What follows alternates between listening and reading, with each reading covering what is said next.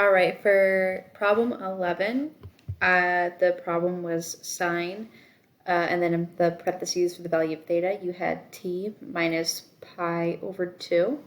So I decided to do one of the additive identities.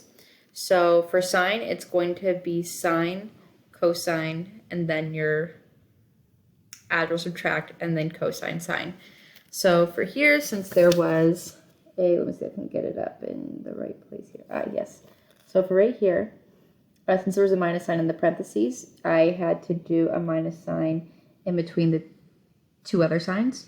So I have sine of alpha, which is t right here, and then cosine of pi over 2 is actually 0. So I plug in 0 there, and then we have minus, and then cosine of alpha, so we have cosine of t. And then over here, ignore my scribbles, please, I'm so sorry. But then the sine of beta, which is pi over 2 90 degrees, is actually going to be a positive 1. So after keeping the signs the same, you get negative cosine t, or negative cosine beta, whatever floats your boat.